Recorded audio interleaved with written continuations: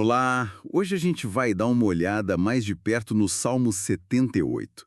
É um salmo didático, né? Funciona quase como uma longa aula de história musicada, passada de pai para filho. A intenção dele, que está bem clara logo no início, é direta: contar os feitos de Deus, as maravilhas, para quê? Para que as gerações futuras confiassem nele. E, claro, para não repetir os erros dos antepassados. Vamos então desempacotar um pouco isso. Ele começa assim de forma bem impactante, lembrando as maravilhas lá no Egito, depois o Êxodo, a divisão do mar, a coluna de nuvem e fogo guiando o povo. São imagens, nossa, muito poderosas da ação divina. É impressionante. E o que eu acho fascinante é o contraste que vem logo em seguida. Depois desses milagres todos, o salmista fala da provisão contínua no deserto, né? Água da rocha, o maná, que ele chama até de pão dos anjos, que bonito isso, as codornizes. Mas mesmo assim, o povo testa a Deus, duvida, exige mais. Eles perguntam especificamente: será que Deus pode preparar uma mesa aqui no deserto? Depois de tudo que viram, é uma provocação, né? Exatamente. E esse padrão, infelizmente, ele se repete. É aqui que a análise fica talvez mais complexa, mais interessante. O Salmo descreve um ciclo que parece não ter fim.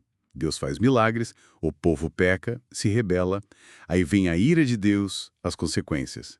O texto fala de dias em futilidade e anos em terror, até a morte dos mais fortes entre eles.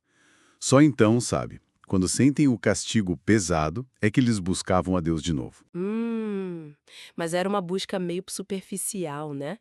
O Salmo é bem direto quanto a isso, diz que eles louvavam com a boca, mas mentiam com a língua. O coração não estava ali, não era leal. E ainda assim, mesmo sendo provocado tantas vezes, Deus é descrito como misericordioso. Ele continha a sua ira, se lembrava que eles eram apenas carne, frágeis, passageiros. Isso levanta uma questão importante, essa tensão entre justiça e compaixão divina, mesmo com tanta infidelidade. Sim, é uma tensão constante no texto. E essa infidelidade se mostrava muito no esquecimento. Esquecer o poder de Deus que eles já tinham visto. O Salmo faz questão de listar as pragas do Egito: rios de sangue, moscas, rãs, granizo, gafanhotos, a morte dos primogênitos. Tudo isso é listado como prova do poder que eles depois simplesmente ignoravam. O esquecimento se torna quase um ato de rebeldia ativa, né? Com certeza. E essa rebelião não para nem quando eles finalmente chegam e se estabelecem na Terra Prometida.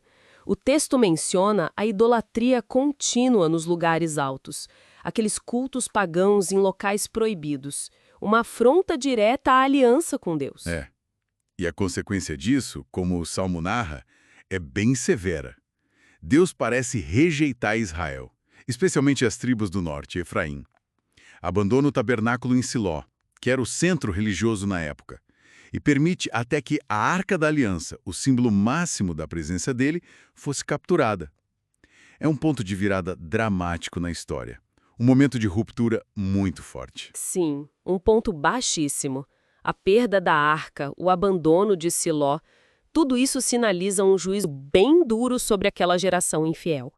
Mas, e isso é fundamental, a narrativa não termina aí, não termina na rejeição. Verdade, tem uma virada. O texto usa uma imagem forte, Deus despertando, como se acordasse de um sono, agindo de novo com poder, derrotando os inimigos. E aí, ele faz uma nova escolha. Ele se volta para a tribo de Judá, para o Monte Sião, em Jerusalém, e escolhe uma pessoa específica, Davi. Exato. Davi, que é tirado dos apriscos do pastoreio de ovelhas para ser o pastor do povo de Israel. O Salmo termina elogiando muito a liderança dele. Diz que ele pastoreou o povo com integridade de coração e com mãos hábeis. É um contraste muito claro e intencional com a rebeldia das gerações anteriores que o Salmo descreveu tão detalhadamente. Poderoso, né? Sobre a importância da memória histórica, da fidelidade. Ele expõe esse ciclo, provisão divina, rebelião humana, consequência. Mas, ao mesmo tempo, ele ressalta a persistência da misericórdia de Deus e a capacidade dele de redirecionar os planos, mesmo quando o povo falha, culminando na escolha de Davi. Sim, e deixa uma reflexão final interessante, eu acho. O Salmo começa insistindo que a história precisa ser contada para não repetir os erros, certo? Mas ele mesmo narra gerações e gerações de falhas antes de apresentar um recomeço com Davi.